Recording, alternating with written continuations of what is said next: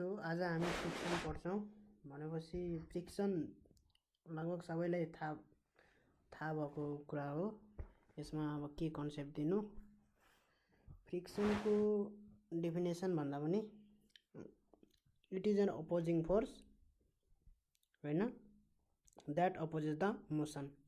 जहिलेसुकै मोसनको अपोजिट डिरेक्सनमा लाग्छ। जस्तै अब एउटा ग्राउन्डमा बल गुर्केर हिँडिरहेछ भने यो बल कहीँ गएर रोकिन्छ भन्नु मतलब किन रोकिन्छ त? अभियसली त्यो मुभिङ बडीलाई रोक्ने कुनै फोर्स छ। फोर्स एक्ट नभइकन कुनै मुभिङ बडी रोकिन्छ? रोकिँदैन। भनेपछि फ्रिक्सन भनेको हाम्रो के भयो? हो त्यो फोर्स भनेको फ्रिक्सन हो। त्यस्तो फोर्सलाई हामी फ्रिक्सन भन्छौँ, जसले चाहिँ मुभिङ बडी अथवा मुभिङ बडी रेस्टमा भएको बडीलाई पनि that tends to move, force act गरेर द्याट टेन्ड्स टु मुभलाई अपोज गर्नेलाई पनि फ्रिक्सन भनेपछि जस्तै अब एउटा बडी छ, म फोर्स एप्लाई गरिरहेको छु, यो चाहिँ मुभ गर्न टेन्ड गरिरहेछ, इट टेन्ड्स टु मुभ, तर मुभ भएको छैन भने त्यहाँ पनि किन मुभ भएको छैन भन्दाखेरि फ्रिक्सनले गर्दा मुभ भएको छैन। त्यो कुरा नि बुझ्नु पर्यो है। अब फ्रिक्सन दुई टाइपको हुन्छ, स्ट्याटिक फ्रिक्सन र डाइनामिक फ्रिक्सन भनेर। अर्को अझ एउटा रोलिङ फ्रिक्सन भनेर पनि छ। स्ट्याटिक फ्रिक्सन भनेको कस्तो हो भन्दाखेरि कुनै एउटा बडी रेस्टमा छ र एक्सटर्नल फोर्स एप्लाई गरिरहेको छु भनेपछि यो बडी मुभ हुनुपर्ने तर मुभ भएको छैन भनेपछि त्यतिखेर जुन फ्रिक्सन एक्ट भएको हुन्छ रेस्ट भएको बेलामा त्यो फ्रिक्सनलाई हामी स्ट्याटिक फ्रिक्सन भन्छौँ। र डाइनामिक फ्रिक्सन भनेको बडी मुभ गरिरहेछ र त्यसमा एक्ट गरिरहेछ फ्रिक्सन, अपोज गरिरहेछ त्यो मोसनलाई भने त्यो मोसनलाई हामी डाइनामिक फ्रिक्सन भन्छौँ। भनेपछि डाइनामिक फ्रिक्सन चाहिँ हाम्रो मोसनमा भएको बेलामा र स्ट्याटिक फ्रिक्सन भनेको रेस्टमा भएको बेलामा। भनेपछि स्ट्याटिक फ्रिक्सन भनेको चाहिँ हाम्रो सपोज कुनै मैले एउटा बडी लिएछु, त्यो बडीलाई मैले फोर्स एप्लाई गरिरहेको छु हिँडाउनको लागि है, फोर्स मैले एप्लाई गरिरहेको छु, तर यो बडीमा चाहिँ मैले सुरुमा 0 देखि फोर्स बढाउँदै गइरहेको छु, 0 देखि फोर्स बढाउँदै गइरहेको छु भनेपछि यो बडी अझै पनि हिँडिरहेको छैन। अब कति फोर्स म्याक्सिमम कति पुग्दाखेरि मतलब मिनिमम फोर्स कति रिक्वायर्ड हुन्छ यो मुभ हुनको लागि, त्यो भनेको म्याक्सिमम स्ट्याटिक फ्रिक्सन हो। स्ट्याटिक फ्रिक्सन कन्स्टेन्ट हुँदैन, यो एप्लाइड फोर्ससित भ्यारी गर्छ र the minimum force required to move the body is the maximum static friction force भनेर बुझ्नु पर्यो। अब मैले फोर्स बढाउँदै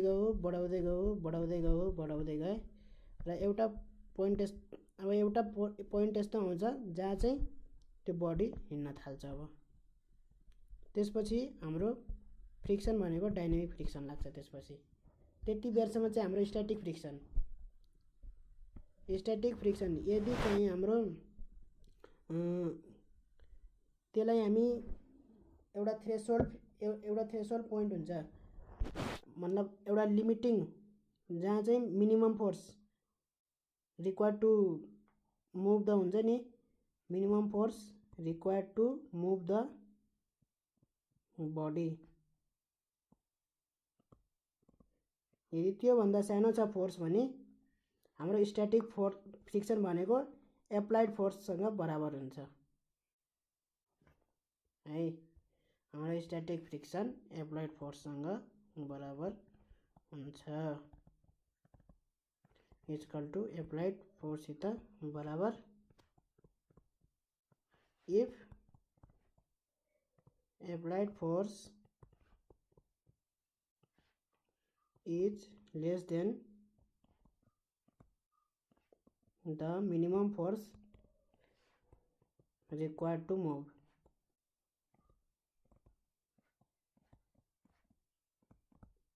सो हाम्रो यो चाहिँ स्ट्याटिक फ्रिक्सनको कन्सेप्ट यही हो।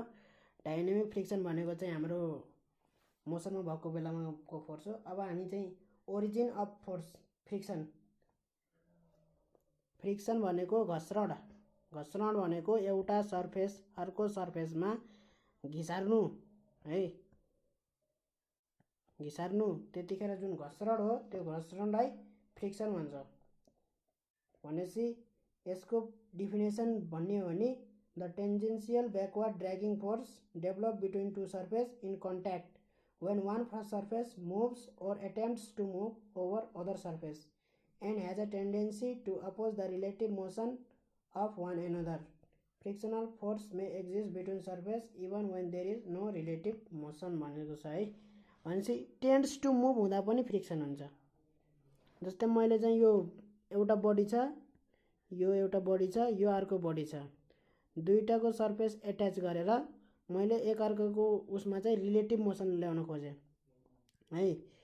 भन्नाले मैले ए बी को रेस्पेक्टमा मुभ गर्न खोजेँ, एलाई यसरी घिसार्न खोजेँ भनेपछि त्यतिखेर चाहिँ टेन्ड्स टु मुभ हुँदा पनि फ्रिक्सन लागेको हुन्छ। मुभ भएको छैन but tends to move force apply भएको छ, त्यतिखेर पनि फ्रिक्सन हुन्छ। र मुभ गरिरहेछ भने पनि त्यतिखेर पनि फ्रिक्सन हुन्छ है। अनि त्यो फ्रिक्सनले के गर्छ, रिलेटिभ मोसन। जस्तै एलाई मैले बीको रेस्पेक्टमा मैले यहाँ मुभ गर्न खोजेँ है, भनेपछि त्यो फ्रिक्सन फोर्सले त्यो मोसनलाई अपोज गर्न कोसिस गर्छ, जहिलेसुकै त्यो अपोज। अब मैले यता मुभ गरेँ भने त्यो फ्रिक्सन फोर्स, मैले ए बडीलाई यता मुभ गरेँ भने चाहिँ ए बडीलाई यता मुभ गरेँ भने चाहिँ फ्रिक्सन फोर्स यता लाग्ने भयो है, अपोज गर्नु पर्यो मोसनको। अनि यदि मैले ए बडीलाई चाहिँ यतातिर मुभ गरिरहेको छु बी को रेस्पेक्टमा भने फ्रिक्सन फोर्स यता लाग्ने भयो, जहिले अपोजिट डिरेक्सनमा लाग्छ। अब ओरिजिन अफ फ्रिक्सन कसरी ओरिजिनेट हुन्छ त? क्लासिकल कन्सेप्टले के भन्छ भन्दाखेरि दुईटा बडीको बिचमा यसरी इरेगुलारिटिज हुन्छ, जुन चाहिँ अब नेकेड आईले नदेखे पनि माइक्रोस्कोपिक लेभलमा हुन्छ इरेगुलारिटी। जति स्मुथ अब लाग्छ हामीलाई स्मुथ छ, तर त्यो स्मुथ हुँदैन, यस्तो इरेगुलारिटी हुन्छ सर्फेस, यसरी सर्फेस इरेगुलारिटी हुन्छ है। र अर्को सर्फेस पनि यस्तै इरेगुलारिटी हुन्छ।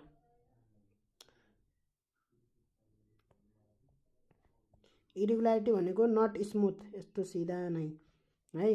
भनेपछि यो यसमा के भयो, एउटा सर्फेसको अर्को सर्फेसमा ठ्याक्क यो बस्यो खप्ट्यो है।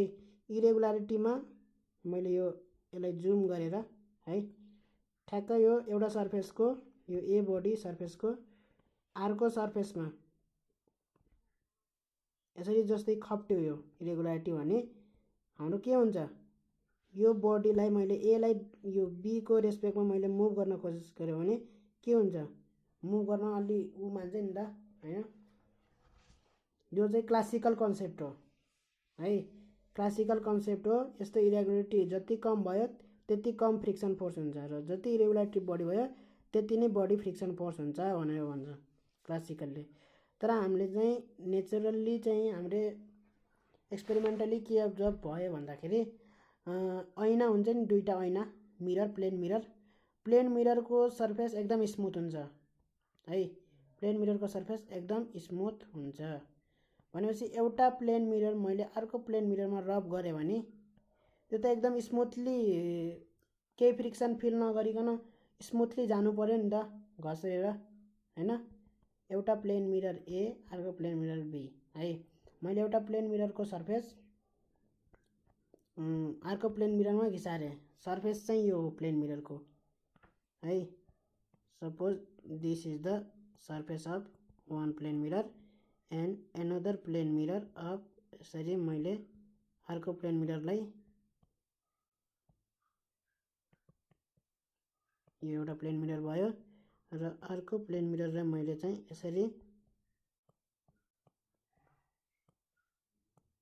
यसरी मैले यहाँ यसरी चप्काएर यसरी घिसार्न कोसिस गरेँ है।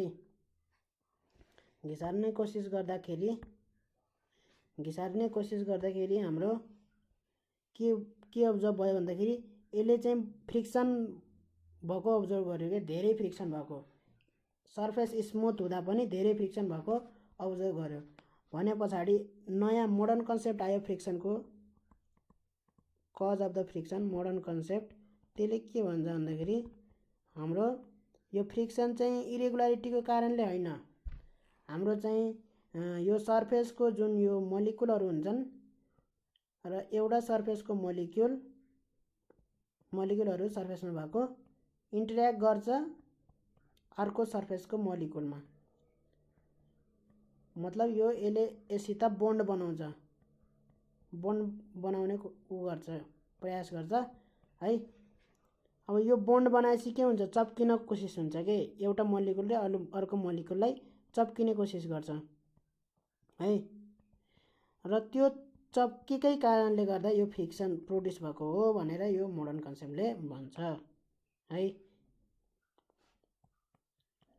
एउटा मोलिक्युल एउटा सर्फेसको मोलिक्युलहरू अर्को सर्फेसको मोलिक्युलहरूसित यो चप्किने जुन छ नि यो बोन्ड बन्ने कोसिस, यो चप्किनेको कारणले गर्दाखेरि हाम्रो चाहिँ फ्रिक्सन हो भनेर यो हाम्रो कज अफ फ्रिक्सन यो मोडर्न कन्सेप्टले भन्छ है। केही छैन, यति यो मोडर्न कन्सेप्ट भयो, क्लासिकल कन्सेप्ट भयो फ्रिक्सनको कजको। अब चाहिँ स्ट्याटिक फ्रिक्सन मैले भनिसकेँ। स्ट्याटिक फ्रिक्सन भनेको tends to move if a body A tends to move on the surface of body B. Tends to move भनेको मुभ नगरेको, but force is acting to move. हामीले फोर्स लगाइरहेछौँ move गर्नको लागि, but it's not moving भनेपछि किन not moving, because an opposing force है, त्यो फोर्स भनेको फ्रिक्सन है।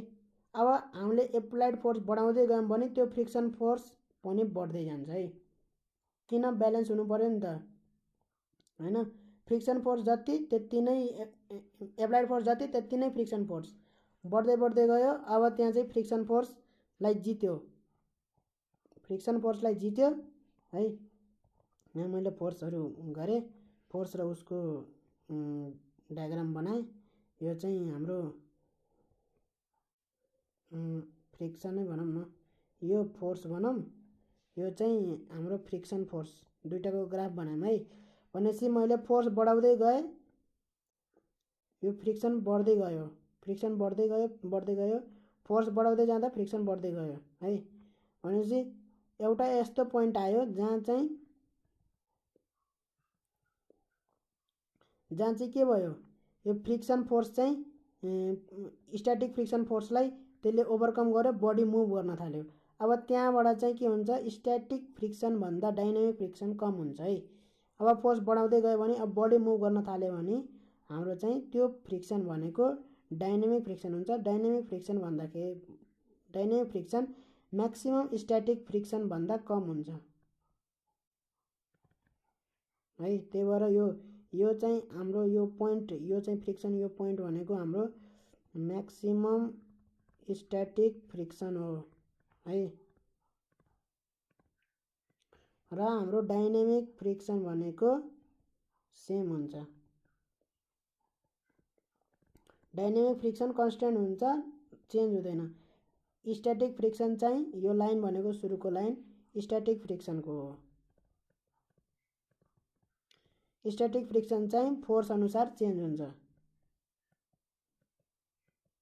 जति बढायो त्यति बढ्छ। एउटा पोइन्ट आउँछ जहाँ चाहिँ म्याक्सिमम स्ट्याटिक फ्रिक्सन, त्योभन्दा फोर्स बढ्यो भने चाहिँ हाम्रो चाहिँ त्यो बडी मुभ गर्न थाल्छ, त्यहाँ चाहिँ हाम्रो डाइनामिक फ्रिक्सन हुन्छ है। यो मैले टक्क ग्राफमा गराएर बुझाइदिएँ। फ्रिक्सन र एप्लाइड फोर्स, यो चाहिँ एप्लाइड फोर्स हो। फ्रिक्सन र एप्लाइड फोर्सको हामी applied force to move the body है, त्यो हो। अब चाहिँ यो स्ट्याटिक फ्रिक्सन र डाइनामिक फ्रिक्सनको कन्सेप्ट भयो। अब हामी चाहिँ रोलिङ फ्रिक्सन भनेको कस्तो फ्रिक्सन भन्दाखेरि चक्का, अब जस्तै चक्का हुँदाखेरि कस्तो फ्रिक्सन हुन्छ, जस्तै अब यहाँ हाम्रो यो बाइसाइकल छ है, बाइसाइकल भन्दा पनि ल यो गाडी भयो, गाडीमा चक्का छ। अब चक्का हिँडिरहेछ भने यतिखेरलाई फ्रिक्सनलाई हामी रोलिङ फ्रिक्सन भन्छौँ। रोल गर्दाखेरिको फ्रिक्सनलाई रोलिङ फ्रिक्सन, चक्का रोलिङ हुन्छ भने घुम्छ के हो, त्यस्तोलाई हामी रोलिङ फ्रिक्सन भन्छौँ। अब अर्को कन्सेप्ट भनेको कस्तो भन्दाखेरि एउटा साइकल छ, साइकलको पछिल्लो चक्कामा चाहिँ फ्रिक्सनको डिरेक्सन कता हुन्छ भनेर क्वेसन छ, अघिल्लो चक्कामा कतातिर हुन्छ भनेर अर्को क्वेसन छ।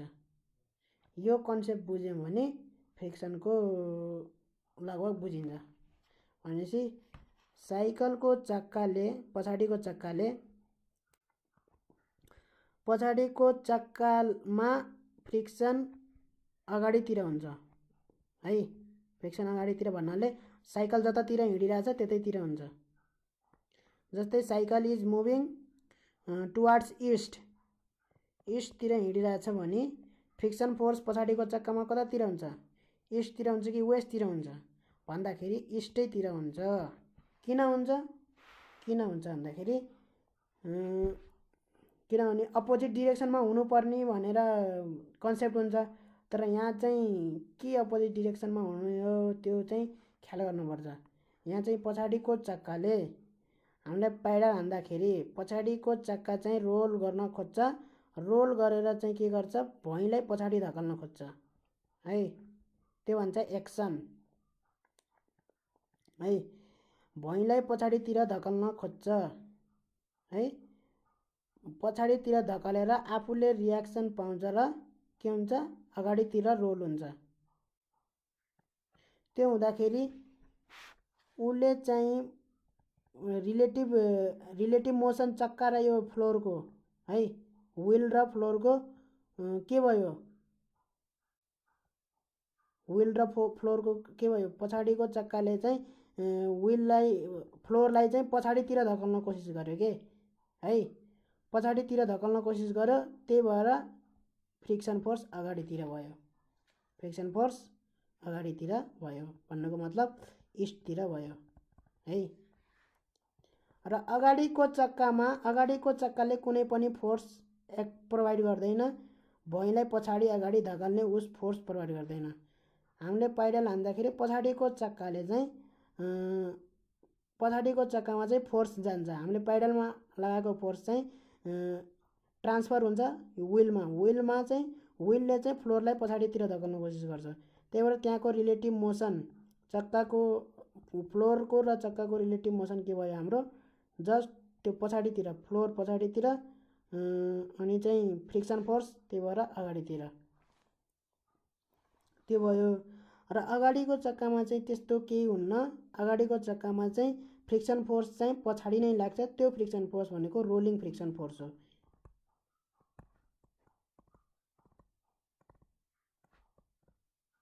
अगाडिको चक्कामा रोलिङ फ्रिक्सन फोर्स मात्रै हुन्छ, पछाडिको फ्रिक्सनमा चाहिँ हाम्रो कुन फोर्स हुन्छ, स्ट्याटिक हुन्छ कि डाइनामिक भन्दाखेरि डाइनामिक भन्दा पनि स्ट्याटिक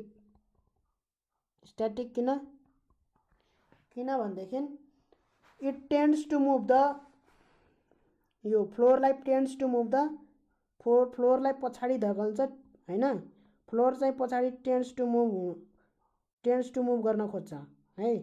तर आफू चाहिँ यो आफ्नो यो उस छ, जस्तै यो पोइन्टले फोर्सलाई यहाँ गर्यो भन्दाखेरि यो पोइन्ट चाहिँ यहाँ आउँछ के, यो पोइन्ट चाहिँ यहाँ आउँछ, यो पोइन्ट चाहिँ यहाँ जान्छ, यो पोइन्ट चाहिँ यहाँ जान्छ भनेपछि यो चाहिँ यसरी भयो के व्हील।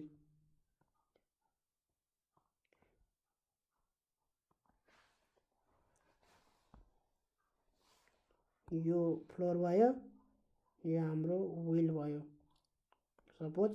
भनेपछि यो पोइन्ट छ अहिले र यो पोइन्ट जुन छ, यो पोइन्टले अब जस्तै यो फोर्स यहाँ लाग्यो है, लागेपछि यो पोइन्टले जुन यो फ्लोरलाई यता पछाडितिर धकाल्न कोसिस गर्यो, त्यो धकलेको बापत एक्सन रियाक्सन है, त्यो ढकलेको बापत यो पोइन्ट चाहिँ यहाँ आयो के, यहाँ आयो, यो पोइन्ट यहाँ आयो है। त्यसपछि यो पोइन्ट चाहिँ यहाँ माथि गयो, यो पोइन्ट यहाँ पुग्यो, यस्तो भयो व्हील है। यो पोइन्ट यहाँ पुग्यो, यो पोइन्ट चाहिँ यहाँ पुग्यो है, यस्तो भयो। अहिले त्यो कुरा बुझ्नु पर्यो। यसलाई डार्क स्पटले गरौँ। यो भयो हैन। अब चाहिँ यो पोइन्ट चाहिँ यहाँ आयो भनेपछि यो भयो यसरी।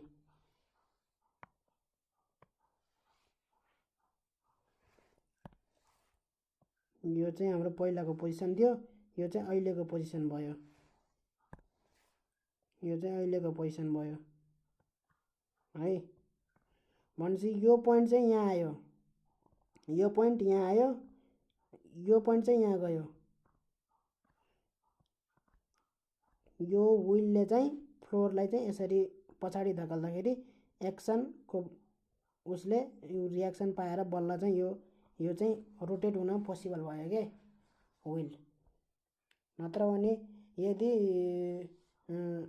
यो फ्लोर चाहिँ यसरी पछाडि गएको भए यो चाहिँ अगाडि बढ्थेन है।